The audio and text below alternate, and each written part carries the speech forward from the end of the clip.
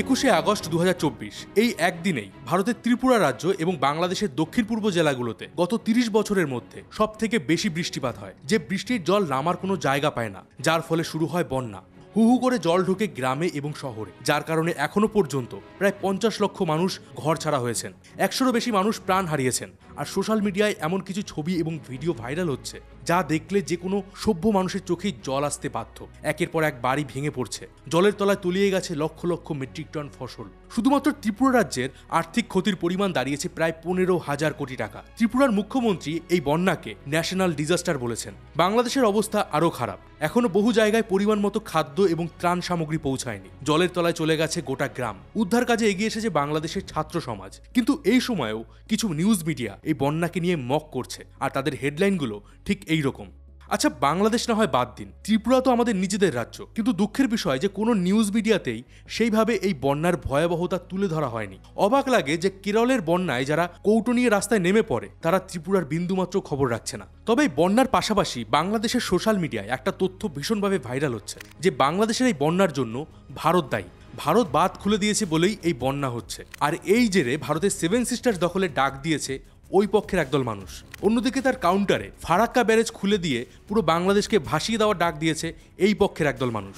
মানে দুই পক্ষ থেকেই কিন্তু সমান লেভেলে হেট্রেট ছড়ানো হচ্ছে, যেটা আদতে কিন্তু কোনো লাভই করছে না, উল্টে দুই দেশের সম্পর্ক তলানিতে নিয়ে যাচ্ছে। কিন্তু সত্যিটা কি? এই বন্যার আসল কারণ কি? ভারত কি জেনে বুঝেই বাঁধ খুলেছিল? আর জানলে অবাক হবেন যে বাঁধ নিয়ে এত কন্ট্রোভার্সি হচ্ছে সেই ডুম্বুর বাঁধের কারণেই কিন্তু বাংলাদেশের কুমিল্লা গত 30 বছরে কোনো রকম বড় বন্যার শিকার হয়নি। তাহলে প্রশ্ন হলো, এই বাঁধ নিয়ে সমস্যা কি হয়েছে? এই বন্যার আসল কারণ কি? ভবিষ্যতেও কি এইরকম বন্যা হতে পারে? আর সেটা থেকে বাঁচার উপায় কি? সবকিছু বলবো। তো বন্ধুরা, আমি রয়েছি মিঠুন আপনাদের সাথে। আজকের ভিডিওতে এই বাঁধ সম্পর্কে অনেক গুরুত্বপূর্ণ তথ্য দেব, আর এটাও দেখব যে এই বন্যার আসল কারণ কি। আজ অনেক কিছু আপনি জানতে পারবেন, তাই ভিডিওটা অবশ্যই শেষ পর্যন্ত দেখুন। আর সমস্ত তথ্যসূত্র আমি হোয়াটসঅ্যাপ চ্যানেলে দিয়ে দেবো, যাতে শুধুমাত্র আমার মুখের কথা বা কোনো গুজবে বিশ্বাস না করে আপনি নিজে সমস্ত কিছু যাচাই করতে পারবেন। হোয়াটসঅ্যাপ চ্যানেলের লিঙ্ক ডেসক্রিপশন বক্সে দেওয়া আছে।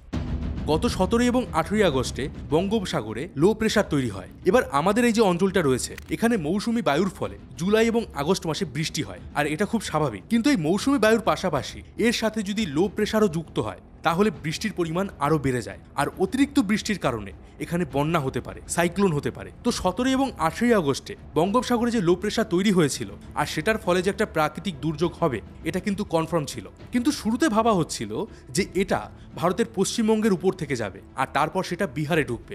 কিন্তু তার গতিপথ বদলে যায়, আর বাংলাদেশের দক্ষিণ পূর্ব জেলার ভেতর থেকে প্রবেশ করে ভারতের ত্রিপুরা এবং মেঘালয়, যার কারণে এই গোটা পথে প্রচন্ড পরিমাণে বৃষ্টি হয়। 19, 20, 21 এই 3 দিন টানা বৃষ্টি হয়, আর 21 তারিখে বৃষ্টির পরিমাণ ছিল সব থেকে বেশি। বলতে পারেন গত 30 বছরের মধ্যে সব থেকে বেশি বৃষ্টি হয়েছিল এই 21 তারিখে। এমনকি আবহাওয়াবিদরাও এত পরিমাণ বৃষ্টির ধারণা করতে পারেননি। এবার আপনার মনে প্রশ্ন আসবে যে ঠিক কত পরিমাণ বৃষ্টি হয়েছে। দক্ষিণ ত্রিপুরায়, যেখানে 1 আগস্ট থেকে 21 আগস্ট পর্যন্ত স্বাভাবিক বৃষ্টি হওয়ার কথা ছিল 252 মিলি, সেখানে বৃষ্টি হয়েছে 981 মিলি। ভাবতে পারছেন?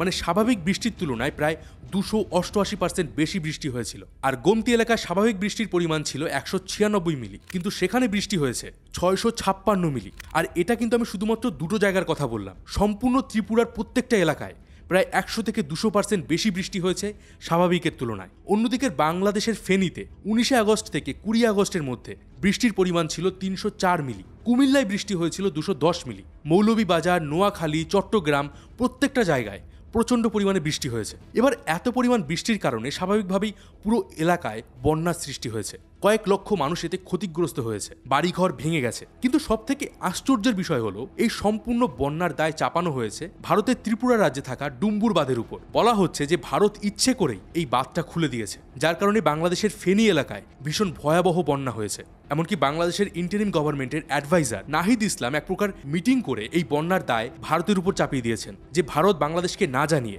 এই বাঁধ খুলে দিয়েছে। এবার এই কথাটা কি আদৌ সত্যি? চলুন এবার গুজব ছেড়ে একটু বৈজ্ঞানিকভাবে সম্পূর্ণ বিষয়টা বোঝার চেষ্টা করি। ভারতের ত্রিপুরা থেকে গোমতী নদী পাহাড়ি এলাকার মধ্য দিয়ে বয়ে গেছে বাংলাদেশে, যেটা বাংলাদেশের কুমিল্লা শহরের মধ্য থেকে গিয়ে দাউদকান্দি হয়ে মেঘনা নদীতে পড়েছে। এবার আপনি যদি ম্যাপ দেখেন, তাহলে দেখতে পাবেন যে এই নদীর গতিপথ কখনোই বাংলাদেশের ফেনীর উপর দিয়ে যায়নি। ফেনী থেকে এই নদীর দূরত্ব অনেক বেশি। এর মানে এই নদীর জল হঠাৎ বেড়ে গেলে তার জন্য কখনোই ফেনীতে বন্যা হবে না। কিন্তু বারবার সোশ্যাল মিডিয়ায় এটাই বলা হচ্ছে যে এই নদীর কারণে বন্যা হয়েছে। 1974 সালে যখন বাঁধ নিয়ে ইউনাইটেড নেশনের কোনো আন্তর্জাতিক আইন ছিল না, সেই সময় এই ডুম্বুর বাঁধ নির্মাণ করা হয়েছিল। তখন বাংলাদেশ সরকার এই বাঁধ নিয়ে কোনো রকম আপত্তি করেনি, বা বলতে পারেন দুই দেশের সমঝোতা দিয়েই এই বাঁধ তৈরি হয়েছিল। তবে এই বাঁধ নিয়ে সব থেকে বড় বাধাটা কিন্তু ভারতের ভেতর থেকে এসেছিল। সেই সময় ত্রিপুরার প্রায় 40,000 ট্রাইবালরা এই বাঁধের বিরোধিতা করেছিল। তাদের চাষের জমি, ঘরবাড়ি এই বাঁধের কারণে ডুবে গেছিল। এমনকি আজও এই বাঁধটাকে ভেঙে ফেলার জন্য দাবি ওঠে, তবে সেটাও ত্রিপুরা থেকে। এবার আপনার মনে প্রশ্ন আসবে যে নদী তো আপন গতিতে চলবে, নদীতে বাঁধ আমরা কেন দেব? দেখুন, আমরা মানুষেরা সবসময় চেয়েছি প্রকৃতিকে কন্ট্রোল করতে। নদীর জলের উপর বাঁধ দিয়ে সেই জলকে সেচের কাজে ব্যবহার করা হয়, চাষাবাদের কাজে ব্যবহার করা হয়, নদীর জলে বাঁধ দিয়ে বিদ্যুৎ তৈরি করা হয়। এবার বাঁধ দেওয়ার কারণে কিন্তু অনেক ধরনের ক্ষতিও হয়। যেমন বাঁধের ফলে নদীতে পলি জমে নাব্যতা কমে যায়, জলে লবণের পরিমাণ বেড়ে যায়, জলজ প্রাণীর ক্ষতি হয়। এই কারণে বাঁধ নিয়ে পরিবেশ প্রেমীরা সবসময় কিন্তু বাধা জানিয়ে আসছেন। কিন্তু তারপরেও চীন, আমেরিকা, ইউরোপের বিভিন্ন উন্নত দেশগুলো নিজেদের ফায়দার জন্য নদীতে বাঁধ দেয়। এমনকি বাংলাদেশও তাদের নিজেদের দেশে কর্ণফুলী নদীর উপর কাপ্তাই বাঁধ দিয়েছে, যেটা দিয়ে একটা হিউজ পরিমাণে বিদ্যুৎ উৎপাদন করা হয়। এবার এই কাপ্তাই বাঁধ বানানোর সময় এখানকার ট্রাইবালরাও কিন্তু অনেক আপত্তি জানিয়েছিল। তাদের ঘর বাড়ি, চাষের জমি নষ্ট হয়ে গেছিল। আর এটা নিয়ে কিন্তু একটা ডকুমেন্টারি আছে, যেটা লিঙ্কও আমি হোয়াটসঅ্যাপ চ্যানেলে দিয়ে দেবো, আপনি ডিসক্রিপশন বক্স থেকে চ্যানেলে জয়েন হয়ে যাবে। তো মোট কথা হচ্ছে, কিছু পরিমাণ ক্ষতি হলেও আজকের দিনে নদীর উপরে বাঁধ দেওয়া হয়, কারণ বাঁধ দিলে ক্ষতির থেকে লাভের পরিমাণ অনেক বেশি থাকে। তো গোমতীর উপরে এই ডুম্বুর বাঁধ দিয়ে সে সময় একটা জলবিদ্যুৎ কেন্দ্র তৈরি করা হয়। এই জলবিদ্যুৎ কেন্দ্র দিয়ে 10 মেগাওয়াট বিদ্যুৎ তৈরি হয়, যেটা ত্রিপুরার মেইন গ্রিডে যায়। আবার সেই মেইন গ্রিড থেকে বাংলাদেশ 40 মেগাওয়াট বিদ্যুৎ নেয়। না, তারা ফ্রিতে নেয় না, অবশ্যই তারা সেই বিদ্যুতের জন্য টাকা দেয়। এখানে আমার বলার উদ্দেশ্য এটাই যে এই বাঁধের কারণে প্রত্যক্ষভাবে না হলেও পরোক্ষভাবে কিন্তু বাংলাদেশের কিছুটা হলেও লাভ হয়। তবে আরও একটা লাভ হয়, আজ থেকে 2-3 বছর পুরনো কিছু আর্টিকেল পড়লে আপনি সেটা খুঁজে পাবেন। এই গোমতী নদীকে একটা সময় বলা হতো কুমিল্লার দুঃখ।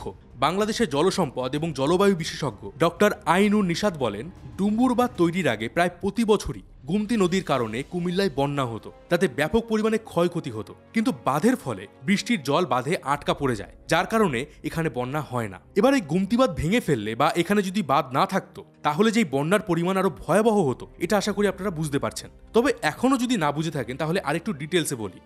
গত 17 এবং 18 তারিখে এই সম্পূর্ণ এলাকায় যে ভারী বৃষ্টি হয়েছিল, তার কারণে প্রত্যেকটা নদীর জল বেড়ে যায়। এবার বাংলাদেশের এই এলাকাটা নিচের দিকে হওয়ায় মেঘালয়, ত্রিপুরা এই সমস্ত রাজ্যগুলোতে হওয়া প্রচুর পরিমাণে বৃষ্টির জল সব নিচের দিকে নেমে আসে। আর সেই বৃষ্টির জল বাংলাদেশের নদীগুলোকে আরো ভরাট করে তোলে। উল্টে 19 আগস্ট ছিল পূর্ণিমা, যার ফলে নদীগুলো আরো ভয়াল রূপ নেয়। এর পাশাপাশি বহু বছর ধরে এই নদীগুলোর সংস্করণ ঠিকঠাকভাবে হয়নি। 2022 সালের একটা আর্টিকেলে বলা হচ্ছে, কুমিল্লার মধ্যে যে গোমতী নদী বয়ে গেছে তা ময়লা আবর্জনায় পরিপূর্ণ হয়ে গেছে। লোকজন নদীর বাঁধের উপর দোকান বানিয়েছে, অনেকে এই নদীর জায়গা দখল করে নিয়েছে। আর আমি এটা কিন্তু শুধুমাত্র কুমিল্লার কথা বললাম, নোয়াখালী, ফেনী প্রত্যেকটা জায়গায় এই নালা, খাল এগুলো দখলদারি করে সেখানে বেশ কিছু মানুষ ঘর তুলেছে। আর এই সংস্কারের অভাব এবং দখলদারি করার কারণে জল নামার পর্যাপ্ত জায়গা এগুলোতে নেই, ফলে স্বাভাবিকভাবেই বন্যার পরিস্থিতি তৈরি হয়েছে। এখন প্রশ্ন হলো, ভারত কি ইচ্ছে করেই বাঁধ খুলে দিয়েছিল? এটাও বুঝিয়ে বলছি। ডুম্বুর বাঁধ ভারতের সীমান্ত থেকে প্রায় 120 কিলোমিটার দূরে অবস্থিত। অর্থাৎ ভারত যদি ইচ্ছে করে বাঁধ খুলে দেয়, তাহলে বাংলাদেশের কুমিল্লা ডুবে যাওয়ার আগে ত্রিপুরার প্রায় 120 কিলোমিটার এলাকা ডুবে যাবে, সেখানের মানুষ মরবে, চাষের ক্ষতি হবে। তাই ইচ্ছে করে বাঁধ খুলে দেওয়ার যে যুক্তি, এখানে সেটা আসেই না। কিন্তু এই ডুম্বুর বাঁধ খুলেছিল। আর এখানে বুঝতে হবে, খুলে দেওয়া হয়েছিল আর খুলে গেছিল, এই দুটোর মধ্যে কিন্তু পার্থক্য আছে।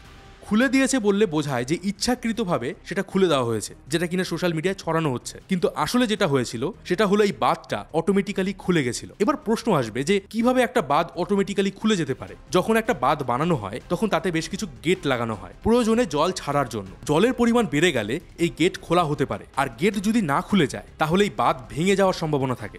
আবার শীতকালে যখন নদীর ওপারে জলের পরিমাণ কমে যায়, তখনও এই গেট খোলা হতে পারে। তো বিভিন্ন কারণে গেট খোলা হয়। সারা পৃথিবী জুড়ে প্রায় 9 থেকে 10 রকমের গেট বাঁধে ব্যবহার করা হয়। একটা হয় স্লাইড গেট, যেখানে ক্রেনের মাধ্যমে গেটটাকে উপরের দিকে টেনে দেওয়া হয়, যার ফলে অতিরিক্ত জল বের হয়ে যায়। আর একটা হয় স্পিলওয়ে গেট, যেখানে জল বেশি হলে নিজে থেকেই উপচে পড়ে যায়। আর একটা হয় অটোমেটিক গেট। এই ভিডিওটা এবার আপনারা একটু দেখুন। এখানে একটা ছোট্ট মডেল বানানো হয়েছে, যেখানে দেখা যাচ্ছে যে জলের পরিমাণ বেড়ে যেতেই বাঁধের গেট নিজে থেকেই খুলে যাচ্ছে, আবার জলের পরিমাণ কমে যেতেই সেটা আপনা আপনি বন্ধ হয়ে যাচ্ছে। এখানে কিন্তু কোনো রকম মানুষের দরকার পড়ছে না। এমনকি এখানে আপনি চাইলেও এই গেট খোলা বা বন্ধ করাকে কন্ট্রোল করতে পারবেন না। একমাত্র জলের চাপ বাড়লেই এই গেটটা খুলবে, নয়তো ইচ্ছে করে এটা খোলা যাবে না। এবার সোশ্যাল মিডিয়ায় যেটা বলা হচ্ছে যে 30 বছর পর ভারত এই গেটটা খুলে দিয়েছে, সেটা কেন? দেখুন, আমি অলরেডি আপনাদেরকে বুঝিয়েছি যে কেন এই গেটটা নিজে থেকে খুলে যায়। তার মানে ভারত যে খুলেছে এটা সম্পূর্ণভাবে ভুল। আর 30 বছর পর কেন খুললো সেটা ভিডিও শুরুতে আমি বলেছিলাম যে এত বৃষ্টি গত 30 বছরেও এখানে হয়নি। এরপরেও এই বাঁধ নিয়ে যদি কারোর কোনো সন্দেহ থাকে তার জন্য ত্রিপুরার মিনিস্টার রতননাথ লাহা বলেছেন বাংলাদেশ থেকে যে কোনো প্রতিনিধি এর সত্যতা যাচাই করতে সেখানে যেতে পারেন। তিনি নিজে এই বাঁধ ঘুরে দেখাবেন, এই বাঁধ কিভাবে কাজ করে সেটাও দেখাবেন।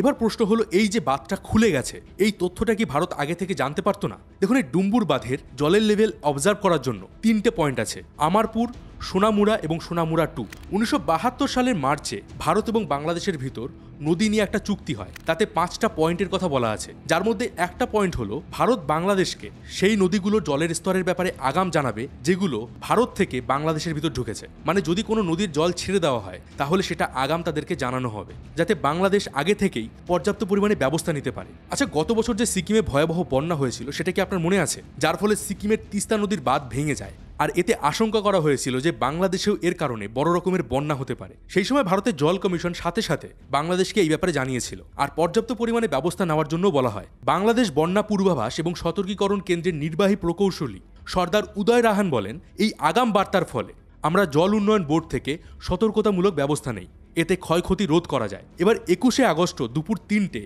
ত্রিপুরার আমারপুর থেকে গোমতীর জলস্তরের কথা বাংলাদেশকে জানানো হয়েছিল। সে সময় জল কিন্তু বাঁধের বিপদ সীমার নিচে ছিল, কিন্তু এরপরে বন্যার কারণে যোগাযোগ বিচ্ছিন্ন হয়ে যায়, যার ফলে বাঁধের জলের স্তরের তথ্য ওপাশে বাংলাদেশের কাছে পৌঁছায়নি। এবার এই যে বন্যাটা হয়েছে, এই ধরনের বন্যাকে বলা হয় ফ্ল্যাশ ফ্লাড। হঠাৎ করে একটা নির্দিষ্ট এলাকায় এত পরিমাণে বৃষ্টি হয় যে পাহাড়ের ঢাল বেয়ে প্রচুর পরিমাণে জল নদীতে এসে পৌঁছায়, আর মাত্র 12 থেকে 18 ঘন্টার মধ্যেই নদীতে হঠাৎ জলের স্তর বেড়ে যায়। গত বছর সিকিমেও এই ধরনেরই কিন্তু ফ্ল্যাশ ফ্লাড হয়েছিল, কিন্তু ত্রিপুরার বৃষ্টির পরিমাণ এতই বেশি ছিল যে মাত্র 3 থেকে 6 ঘন্টার মধ্যেই এই জলের স্তর অনেক বেড়ে যায়।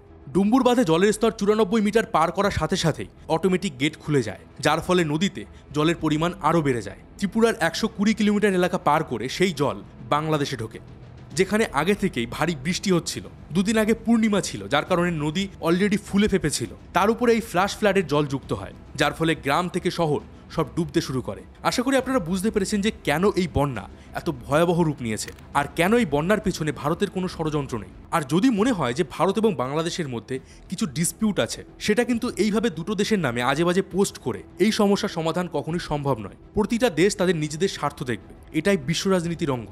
তাই এই ধরনের বাঁধ বানানো, নদীতে জলের বন্টন, এগুলো নিয়ে ফেসবুকে আমি বা আপনি সমাধান করতে পারবো না। এগুলো সমাধান হবে কূটনৈতিক স্তরে। এই বন্যায় ত্রিপুরার জন্য অলরেডি 40 কোটি টাকা অনুদান ঘোষণা করেছে ভারত সরকার। এছাড়া বন্যায় ক্ষতিগ্রস্ত পরিবারগুলোকে 4 লক্ষ টাকা এবং বন্যায় আহতদের জন্য 2.5 লক্ষ টাকা করে ক্ষতিপূরণ দেওয়ার কথা বলা হয়েছে। কিন্তু এই বন্যায় যা ক্ষতি হয়েছে তার পরিমাণ কিন্তু টাকায় পূরণ করা সম্ভব নয়। প্রায় 1,20,000 হেক্টর চাষের জমি জলের তলায় চলে গেছে।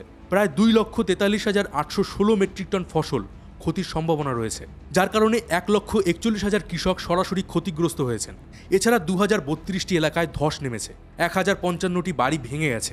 বাংলাদেশেরও প্রায় 30 থেকে 40 লক্ষ মানুষ এই বন্যার ফলে অ্যাফেক্টেড হয়েছেন। বহু মানুষ এখনও ঘর ছাড়া, খাদ্যের অভাব, ইলেকট্রিসিটি নেই, এখনও অনেক এলাকায় খাদ্য পৌঁছায়নি। তো প্রশ্ন হলো, এই ধরনের ভয়াবহ বন্যার আসল বা প্রকৃত কারণ কি, আর কিভাবে এর থেকে আমরা বাঁচতে পারবো? আপনারা একটা জিনিস লক্ষ্য করবেন যে আজকাল কিন্তু প্রত্যেকটা ওয়েদারই প্রচণ্ড এক্সট্রিম হয়ে যাচ্ছে। গরমের সময় 50 ডিগ্রির কাছাকাছি টেম্পারেচার বেড়ে যায়, এতে গ্রীষ্মকাল অসহ্য হয়ে যাচ্ছে। আবার যখন বৃষ্টি হচ্ছে তখন এত পরিমাণে বৃষ্টি হয় যে গ্রাম থেকে শহর সব ডুবে যাচ্ছে। আবার খরা যখন হচ্ছে তখন ফসলের অভাবে খাদ্যাভাব দেখা দিচ্ছে।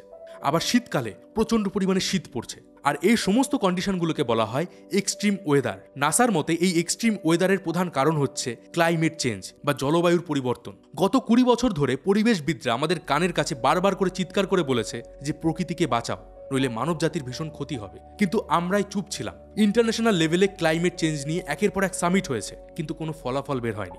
আমরা কেউই গুরুত্ব দেইনি। আমরা সবাই ভেবেছিলাম যে কিছুই হবে না, কিন্তু দেখুন আজ একের পর এক সাইক্লোন, বন্যা, হিটওয়েভ, শীত প্রবাহ, আর এত কিছুর পরেও আমরা এখনো চোখ বন্ধ করে সবকিছু দেখে যাচ্ছি। গরম বাড়লে আমরা সরকারকে দোষ দেই, বন্যা হলেও সরকারকে দোষ দেই, কিন্তু আমরা নিজেরা কিছুই করি না। রাস্তায় পেট্রোল ডিজেলের গাড়ির পরিমাণও আরও বাড়ছে, কলকারখানা বাড়ছে, গ্রিন হাউস বাড়ছে, যার কারণে পৃথিবীর স্বাভাবিক তাপমাত্রা বাড়ছে, মেরুর বরফ গলছে, সমুদ্রের জলের তল বাড়ছে। স্বাভাবিক তাপমাত্রা বাড়ার কারণে সমুদ্রের জল বাষ্পীভূত বেশি হচ্ছে। 1 ডিগ্রি তাপমাত্রা বাড়লেও বাতাসে 7% বেশি জলীয় বাষ্প জমা হয়, যার ফলে হয় প্রচণ্ড বৃষ্টি, আর সেই বৃষ্টি থেকে হয় বন্যা। আমি জানি যে এই সমস্ত ক্লাইমেট চেঞ্জের লেকচার শুনতে ভীষণ বোরিং লাগে, আমারও লাগতো। আর আমিও স্কুলে পরিবেশবিদ্যার ক্লাসে ওই আড্ডা মেরে গল্প করে কাটিয়ে দিতাম। আর আজ আমার নিজের বাড়ির সামনে একটু বৃষ্টি হলেই জল জমে যায়। হ্যাঁ, এর জন্য আমি, আপনি সবাই দায়ী। এই পরিবেশকে রক্ষা না করলে পরিবেশ কিন্তু আমাদের রক্ষা করবে না।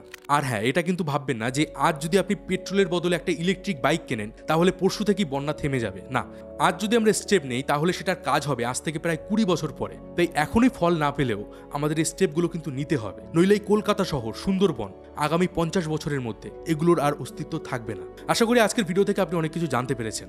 আর আপনার কি মনে হয়, আমরা কি পরিবেশ রক্ষা করতে পারবো? কমেন্ট বক্সে আপনার মতামত অবশ্যই জানান। ভিডিওটা ভালো লাগলে অবশ্যই লাইক করে দিন। আর যেভাবে পারুন বন্যায় কবলিত মানুষদের পাশে দাঁড়ান, তাদের সাহায্য করুন। দেখা হবে পরের ভিডিওতে। ততদিন ভালো থাকবেন, সুস্থ থাকবেন। আর আমি ছিলাম মিঠুন আপনাদের সাথে।